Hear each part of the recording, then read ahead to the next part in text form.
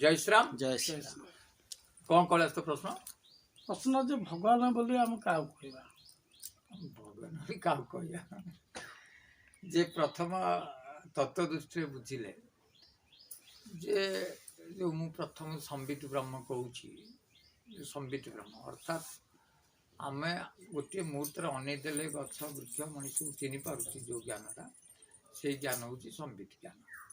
तेणु से संबित ज्ञान ही ठाकुर बा ब्रह्म बा ज्ञान जदि मनुष्य समस्त प्राणी उद्भिद कतु सब स्थावर अस्तावर सबुतिर से अच्छा तेणु भगवान कहले एमती जे कौटी नहांती सेटा बड़ कथा सर्वत्र भगवान अच्छा केवल आम विचारटा आम जो मंदिर को भगवान कहती व्यक्ति को भगवान कहती अन्य मान कहती नहीं से हूँ व्यक्ति विचार ना भगवान सर्वत्र समभाव अच्छा यदि आत्मा देखिए आत्मा भाव परमात्मा रूप ज्ञान रूप सब अच्छा बुझे भगवान एमती निर्दिष्ट नुह जे गोटे जगार अच्छा से सर्वत्र अच्छा केमी ना संबित ब्रह्म भाव किंतु भक्ति भाव सदृश जदि भक्ति हम भक्ति रे कौन करे ना किसी रूप को से दर्शन कर दिए भक्ति धर मु रामकर रूप को देखिपारि से कृष्णकर देखिपारि ये भक्ति भाव द्वारा भी दर्शन हो जाए। आउ जदि तृतीय कथा देखा तृतीय कथार भी आम देखिपर जी दियंती से भगवान तेणु जी न मागिले दियंती से भी भगवान तेणु देख न मागिले किए सब दौरान आम जब मागुना आम किए दौरान सूर्य किरण दौरान चंद्र किरण दौरान पवन दौची जल दौची गछ फल दौची समस्ते दौरान ना ना समस्ते दौरान जी दियंती से भगवान। तृतीय हूँ आउ तीन जन आम संसार आमको दिखती आम न मागिले सी बाप माँ आम सब न मागिले सी दे गुरु सी भी दे तेणु गुरु बाप माँ ये भी भगवान बुझे। आउ जदि तुम सेमती 33 कोटी 33 प्रकार देवता कथा उठेब आम हिंदू धर्म तो मानु 33 कोटी देवता किंतु बड़ कथा देख लक्ष्मी मंदिर तैयारी होची चांदारे ये की कथा लक्ष्मी जी ताको मंदिर फिर चांदार केमी देउछि यदि लक्ष्मी अच्छा मंदिर चांदार केमी देउछि ताको खाଇବା पिवाटा केमी चांदार होउछि जेतक मंदिर रहिले हनुमान जी मंदिर राम मंदिर चांदार ये जो बड़ राम मंदिर करा होउछि ये पुणी चांदार ता अर्थ एमान भी जानि जे राम ठाकुर नाहांती काना राम ठाकुर थिला आमे केमी ताको मंदिर चांदार करिया ताले ये जेते हिंदू मंदिर आमे करूछन से ठाकुर दौरान ना आम चांदा कर जदि चांदारे आम करवा से तो देले नहीं सी केम ठाकुर आम गोटे विचार कौन जी दौची न मागिले बो दौची बापा दौची गुरु दौची सी केम ठाकुर है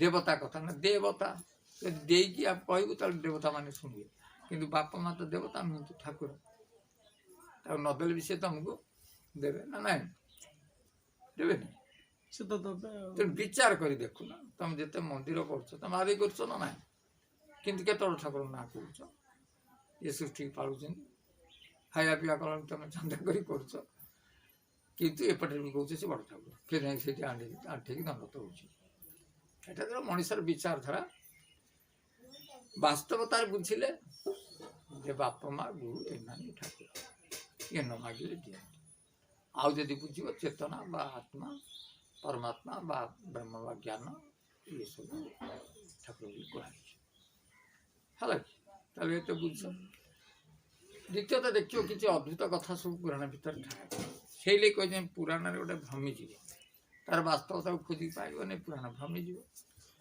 जमती राम ठाकुर कहले से चरुअन्न अरुआ चाउल जन्म है सीता माँ माटी जन्म है भीष्म गंगार जन्म है कर्ण कर्ण जन्म है वशिष्ठ आकाश जन्म है बुझे यार जस्टिफिकेशन अर्थ तार लजिकाली कौन अच्छी यहाँ गोटे है कि कौटे जड़े अरुआ भात खाइले जन्म हम एमती केमी संभव जड़े मटी बाहर पड़ो यहाँ केमती संभव जड़े आकाश बाहर पड़ो यहाँ केमती संभव ना ताको आम मानुच किंतु तार लजिकाली देखुना ये प्रकृतर आधार सत्यता कौन अच्छी जो राम ठाकुर को बागर पर जो थटा प्रयास हुए से कथा कहले आप आड़े अरुआ चाउल तो खाईदे मास छुआ जन्म कर से लक्ष्मण कहले कौन ना तुम तो माटी खेल देले छुआ बाहरी पड़ुच यही कथा कि राम ठाकुर हसी भल कथा कहते कई नु से समाधान से ठाकुर से कर कोई नहीं जन्म में मातु पितु बिनु कोई नहीं जन्म में मातु पितु बिनु माता पिता छड़ा कई बिना कई जन्म है ही नहीं बांधे वेद की नीति वेदर नीति हूँ बाप माँ ठार पिला जन्म नियंती तुमर दोष मही से उपजे तुमर दोष है माटी सीता बाहर हमारे आसे नहीं रीति हमारे तो एमती रीति नहीं कोई नहीं जन्म में मातु पितु बिनु बांधे वेद की नीति तुमर दोष मही से पूजे हमारे आसे नहीं रीति हमारे तो एमती रीति नहीं अच्छा कौन प्रथम जिते पुराण पढ़ी ठाकुर भाषा पर कौन कहीदे ना माता पिता बिनु कौन सारे के जन्म नहीं सृष्टि संभव भी नुह तेणु मु अरुआ चाउल केमती आसबि ना सीता माटी केमती आसबि एटा केमती संभव किंतु पुराण तो लिखी पुराण विभिन्न माध्यम को दृष्टिकोण रखी कहुई जे आमर समगुण है लंगल सुना लंगल हृदय है कर्षण भूमि आपको जो जन व्यक्ति कर्षण कर धर ताले हृदय भूमि सीता उत्पत्ति शांति ये तत्वभित्तिक कथा कहानी भी तू गले जे वेदमती बोली गोटे झील थिला सी बहुत सुंदर थिला गुणवती थिला सी तपस्या करुला भगवान को विवाह कर किंतु सी जो तपस्विनी भाव तपस्या करुला रावण आसी तपस्या भग्न कला हाथ हाथ को भी धर मुझे विवाह कर नारायण पवित्र अर्घ्य तू मत स्पर्श करदेलु अपवित्र करदेलु अपवित्र ना मुझे तो धरिक नहीं बाहर कहले तू चंद्र मत बाहर पारू ना सी सांगे सांगे कौन कले देह को जाली जाले भस्म करदे किंतु अभिशाप देले कहले मु तो कन्या भाव जन्म हेबी किंतु तोरी कन्या है कि जन्म हेबी आ तोर मृत्यु भी मोर पे हम बुझे किसी लोग कहते से जो पाउसु नहीं गला ताको गोटे भांडे पूरे देला कहला एटा विष कहीं पीबन एटा बहु पीदेला मंद धरी पीदेला जन्म है सीता पेटू गले छुआ केम जन्म हम फिर लिंग कहीं गर्भ से कहीं ना प्रकृत से जे रावण ठार गोटे झील जन्म है मंद धरी गर्भ बुझे जो गर्भर जन्म हो मंद धरी भावी माने रावण औरुष जन्म हो किंतु मंद धरी भावी जदि ये जानिला झील बोली ये मारिदेव ताको कारण कन्या भाव जी आसो तो मार बोली ये तो मारदेव तेणु से समुद्र भसईद बुझे जो समुद्र भसईदेला ये वर्ण देवता दायित्व पड़ा समुद्र समुद्र ताकू नहीं नहीं नहीं जनक लगेदे मंजुषा भितर से पिलाटी ने किए जनक ने अर्थात सीतांकर बाप माँ अच्छा माटी केम जन्म हो तेणु सीता प्रकृत रावण मंदिर झील तेणु से कारण से तो मल्ले से सबूर रूट बुझा दरकार तार तत्वटा को बुझा आ जो भूल एमती आड़साड़ बुझे तब किए कौन कर जुक्ति लगे से आकाश जन्म आकाश केमी संभव माता पिता बिनु एटा तो कई जन्म हेबनी बोली ठाकुर निजे कहते वेदकारी वेदर नीति या जदि या आम जो अरुआ रोचे तुम तो माटी रोचे थट्टा परिहास आर वास्तवता कि ठाकुर वास्तव कथा कहते माता पिता बिनु के संतान जन्म हो पार बुझीगला कि आज हूँ नवरात्र आरंभ मुझे नवरात्र आरंभ ये 9 दिन तुमको प्याज रसुण लंका जी जमी त्याग करी समय जो मंत्र तो विभिन्न प्रकार मंत्र अच्छे जदि भय हो नृसिंह मंत्र भी जपी पार जदि मृत्युंजय आगू जब किसी विपद अच्छे मृत्युंजय मंत्र जपी पार जिते एकाक्षर जपी पार शालांग मंत्र अनाक्षर हो जिते जो मंत्र से पहुँची पार जदि अमन कथा शुणुन 300 लोक तो जदि भर किसी शुणवार इच्छा थी कर इच्छा थी एतटा आसपार न ताल मत व्हाट्सएप लिखिले ता मंत्रटा लिखिदेवी जो मंत्रटा सी चाहे मो पास से मंत्र अच्छे तो लिखिदे पारे से जी कहि से लिख प्रतिदिन ता भी सिद्धि हम से दोष कटिज द्वारा ये 9 दिन में जदि तुम गोटे वर्षर किसी थाए भोगवार से परिवर्तन करदे 9 दिन जो ठाकुर नाम जपिब किंतु जपिवा सहित केतटा मूल्यबोध कथा भी मन रखा दरकार जे जपिवा सहित मुझे आज गोटे कहानी कहूँ से कहानी जी बुझे भल लगे जे दी जन सांग थिले माने बहुत माने बहुत जमना जुमुरु आ जन गोलक चौधरी दी जन सांग थिले जा हो जो जो सांग दी जन थिले माने छुआ बेलू गोटे जगह बढ़ी गोटे जगह खाई गोटे जगह पाठ पढ़ी माने गोटे आत्मा गोटे थाल खाଇବା एमती भाव में प्राण दिया दी सांग थिले बुझे भिन्न भिन्न थे हाँ किंतु कथा हूँ भितर जड़े बहुत गरीब हो आउ जड़े बहुत धनी बहुत धनी होगा बड़ धनी जड़े पूरा गरीब हो जे गरीब है सी टिके मिछ प्रकृतिर पिला लोक थी प्रकृतिर लोक थी कि धनी है सत्यवादी थिला पूरा सत्य कहूँ जो अति गरीबता आसीगला भितर खाइबार अभाव है सी कहला मुझे जाऊँ मो सांग को कही किसी टंका आणिकी किसी गोटे बेपार कर स्त्री कहला कहला हाँ जाऊ ना तुम सांग किंतु जाइए जो जीवा आगुरी मनर कपटता आना मो सांग तो ये पैसा जदि मत कि दिए मु न फेरले कौन असुविधा हो सी मत कि ना से पहुँचला तो सांग भाई कुंडे पड़ा घर नेला खाया पिया सब है कहला कौन सांग हो जापर तू भाई गरीब हो कौनटा है एत धनी तू मो पाख आसुन नौ कौन असुविधा कर लाज लाज लगुला ना तू कह के कहला मत 100 स्वर्ण मुद्रा दियो दे मु फेरदेवी बेपारटा करी बेपार फेर ये गोटे कथा 100 स्वर्ण मुद्रा देवी आ कौन सब नहीं जीव से गोटे थलिया 100 स्वर्ण मुद्रा पूरे बुझे ये 100 स्वर्ण मुद्रा धरिक आसला किंतु कहीदे कि मु बेपार कले ते फेरे ठीक अच्छे जा तुम फेरदेव ये तो आसी बाट को मझे बहुत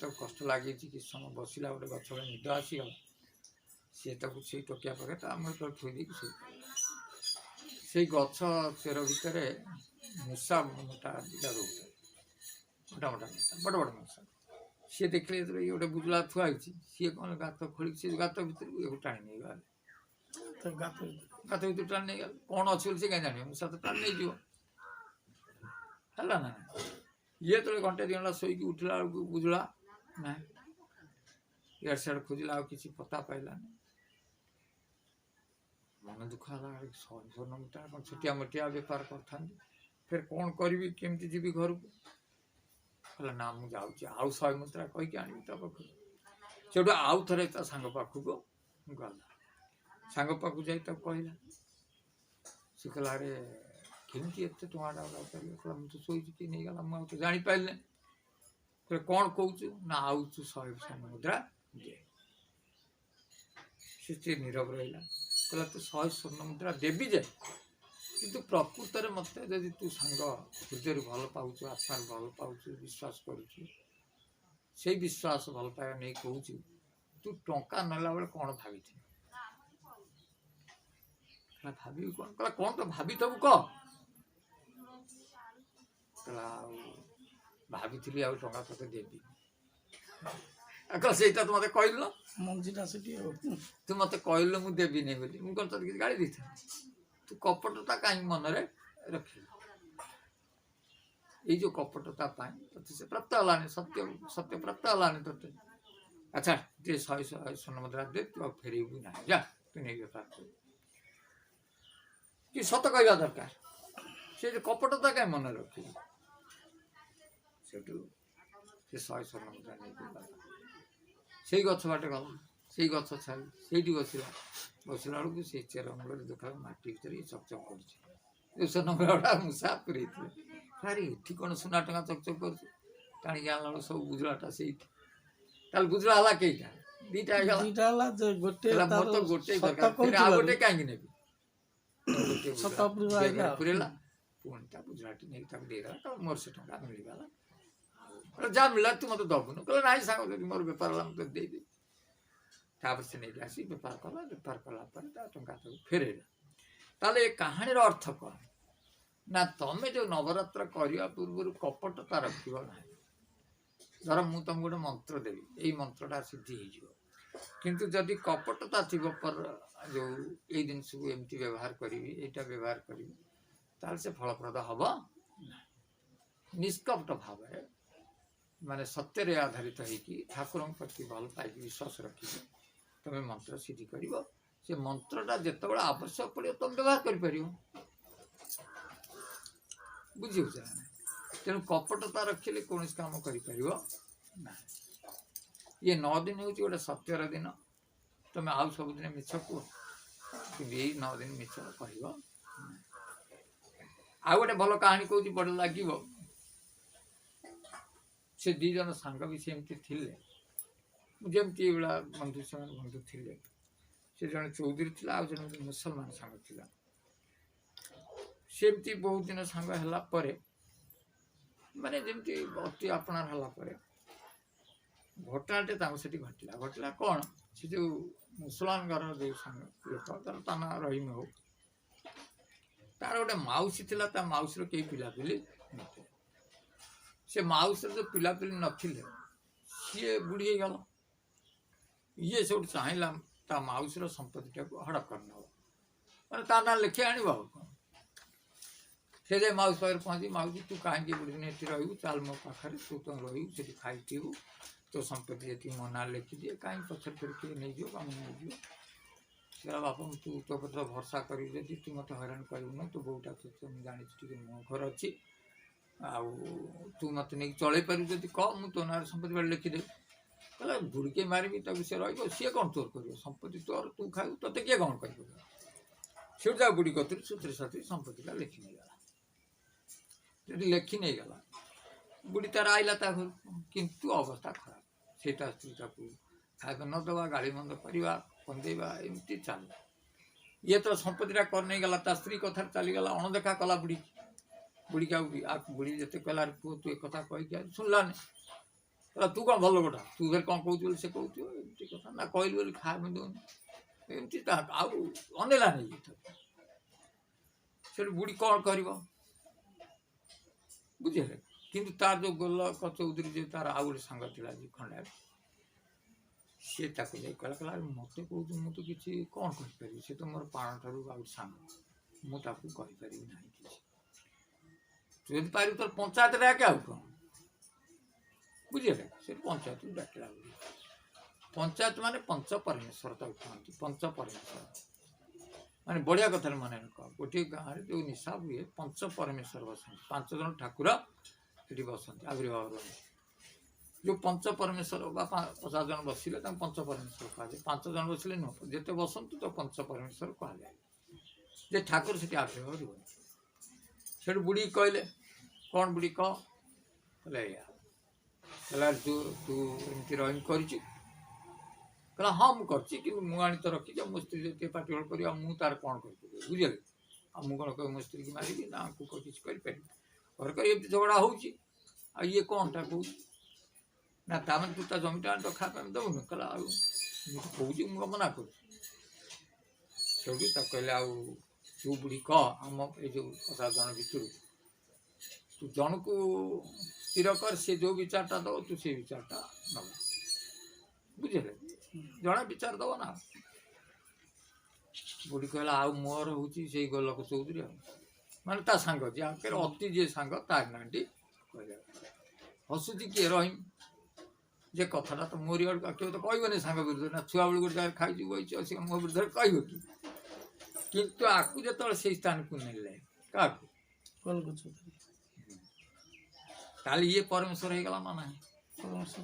ଏଇ ଯେଉଁ ଜାଗାରେ ବସିକି କହୁଛି, ଏଠି ବସିବା କହିବା, ସେଠି ପଳେଇଲେ କହିବା ଭିତରେ ତଫାତ ହଉନି? ଏଠି ପରମେଶ୍ୱର ଅଛନ୍ତି। ସେ ଯେଉଁ ଜାଗାରେ ବସିଗଲା ଚେୟାରରେ, ସେଠି ପରମେଶ୍ୱର ଅଛନ୍ତି ନା ନାହିଁ? ଖୁସି ହେଉଛି କିଏ? ତା ସାଙ୍ଗ, ଯେ ଇଏ କେବେ ମୋ ବିରୁଦ୍ଧରେ କହିବ ନାହିଁ। କିନ୍ତୁ ସିଏ ଯେତେବେଳେ ବସିଲା, ଆରମ୍ଭ କଲା ତାରି ବିରୁଦ୍ଧରେ। କହିଲା ଆରେ ରହିମ, ତୁ କାହିଁକି ବୁଢ଼ୀକି ଫସିଲେଇକି ତା ସମ୍ପତ୍ତି କଲୁ? ତୋର ଆବଶ୍ୟକ କ'ଣ ଥିଲା? ଯଦି ସମ୍ପତ୍ତି କଲୁ ବୁଢ଼ୀକୁ, ତୁ କାହିଁକି ତୁ ଆନନ୍ଦରେ ରଖିବୁ ନାହିଁ? ଯଦି ଆନନ୍ଦ ନ ରଖିପାରୁ ତ ସ୍ତ୍ରୀ ଦୁଷ୍ଟ ଅଛି ତାହେଲେ ତାର ସମ୍ପତ୍ତି ସମସ୍ତ ଆମ ପଞ୍ଚାୟତ ଉପସ୍ଥିତିରେ ବୁଡ଼ିପାରେ। ବୁଡ଼ି ତାର ବି କିଏ ଖାଇବ, ତୋତେ ଫେରାଇବାକୁ ପଡ଼ିବ। এইটা হচ্ছে নিষ্পত্তি। ବୁଢ଼ୀ ଯଦି ତୋ ସ୍ତ୍ରୀ ଦୁଷ୍ଟ ହୋଇ ଚଳିପାରୁନି ତାହେଲେ ପଞ୍ଚାୟତ ସାମ୍ନାରେ ଲେଖିଦେଇ ଯା ବୁଢ଼ୀ ସମ୍ପତ୍ତି ବୁଡ଼ିଗଲା। ସେ ହେଲା ସମ୍ପତ୍ତି ବୁଢ଼ୀ ଫେରି ପାଇଲା। କିନ୍ତୁ କଥାଟା ହେଉଛି ଯେଉଁ ତା ସାଙ୍ଗ ସେ କହିଲା ଇଏ ମୋ ବିରୁଦ୍ଧରେ କେମିତି ଏ କଥାଟା କହିଲା, ଅସମ୍ଭବ କଥାଟା କହିଲା।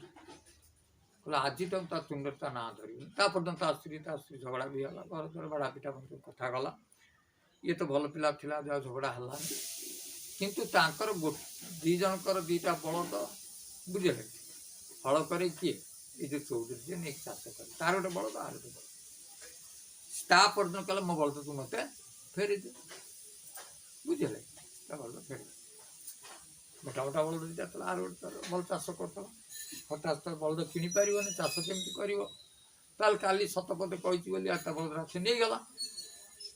ଆଉ ତା ମୁହଁ ଚାହିଁବିନି ବୋଲି କହିଲା, ସେ ବି କହିଲା ଆଉ ତ ମୁଁ ଚାହିଁବିନି। ତାହେଲେ ଗୋଟିଏ ବଳଦ ରହିଗଲା କାହାର, ଏ ଯେଉଁ ସତ କହିଥିଲା ଚୌଧୁରୀ ପାଖରେ ଗୋଟିଏ ବଳଦ ରହିଗଲା। ସେ ଦେଖିଲା ଗୋଟିଏ ବଳଦ ରଖି ଲାଭ କ'ଣ ହେବ?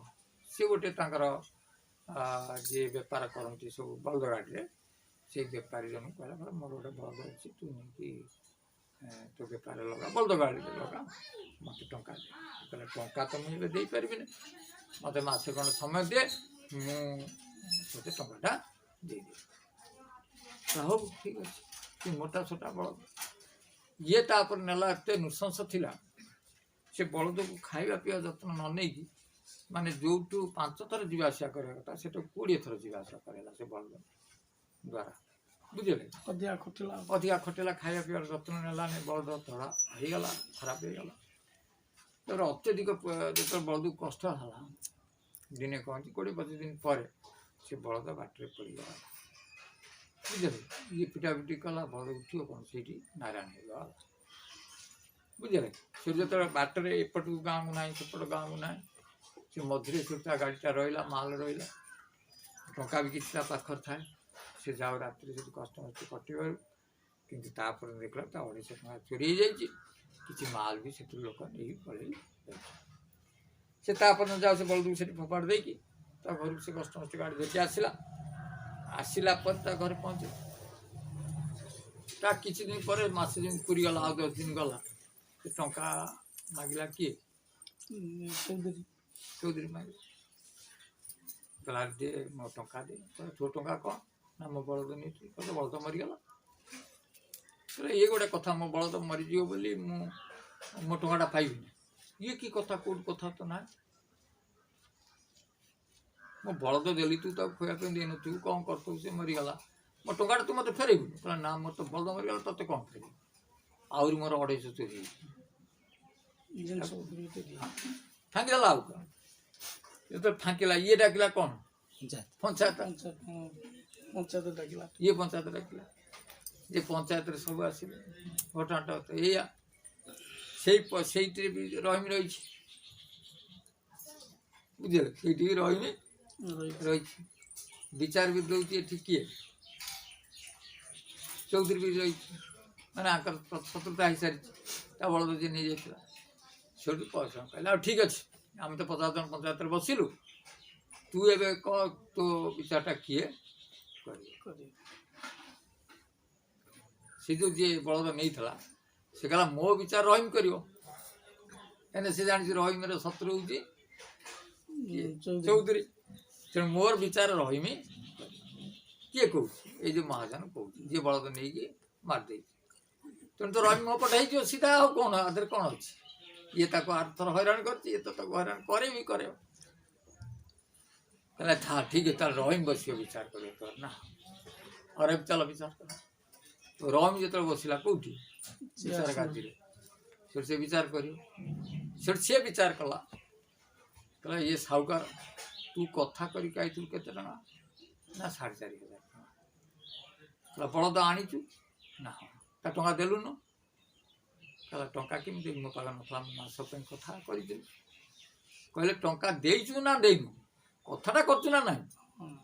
तो ନାହିଁ ତୁ ତ ପରେ ଦେଉଛୁ ଏଇଟା କଥା କରୁଛୁ କିନ୍ତୁ ତା ଟଙ୍କାଟା ନ ଦେଇକି ତୁ କ'ଣ ଭାବୁ କହୁଛୁ ବଳଦ ମରିଗଲା ତୁ ଖାଇବା ପାଇଁ ଦେଲୁନୁ ପିଇବା ପାଇଁ ଦେଲୁନୁ ବଳଦକୁ 5 ଥର ଖଟେଇଲୁ ଅଧିକା ସେ ମଲା ତା ଟଙ୍କାଟା କାହିଁ ବୁଡ଼ିବ ତେଣୁ ପଞ୍ଚାୟତରେ ଫାଇନାଲ ଆଇଟି ଟଙ୍କା ପକା ତ ଘରକୁ ଯା ତୁ ଟଙ୍କା ପକେଇଲା ସେଇଠି ନେଲା କିଏ ଚୌଧୁରୀ ନେଲା ଆଚ୍ଛା ଇଏ ଭାବୁଥିଲା କ'ଣ ବୋଧେ ସତ୍ୟତା ଆଚରଣ କରିଦେବ ये कहबार अर्थ हूँ तमें जो आसन बा जो 9 दिन में गोटे एमती परमेश्वर समय आसे से जो सभाटा भी गोटे परमेश्वर सभा पंचम परमेश्वर कहती 5 जन बसीगले पंच परमेश्वर से 5 जन कथा ही ठाकुर कथा बोली ग्रहण कराए तेणु सी जी राय दिए हृदयटा मनटा को ठाकुर से समय आयत्त कर बदल दिखती विचारटा दे दिखती शत्रुता करने चाहिए भी से शत्रुता कर विचारटा पलि आसे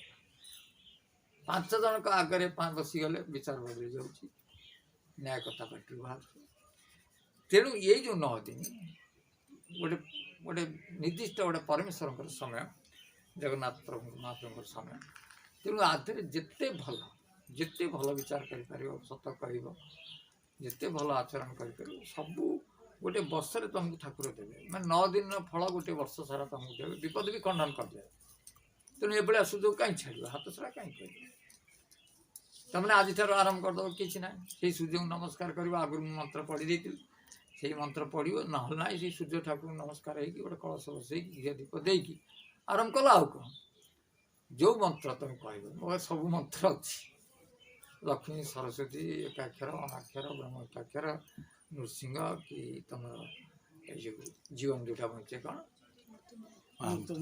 अमृत्युंजय जिते मंत्र अच्छी जिते जिते मंत्र सब अन्नपूर्णा मंत्र गायत्री सब मंत्र अच्छी केवल मत जनइबे जे मुझे मंत्र जपी फटकी लिखिले फटकी लिखिली आउ कौन कि सर्त रखियो जे आम यही आचरण भर रही कहीं 9 दिन हूँ परमेश्वर समय भगवान गोटे निर्दिष्ट समय समस्त मंगल भगवान करते से समय एथर भी करेंगे। जय श्री राम। जय श्री राम।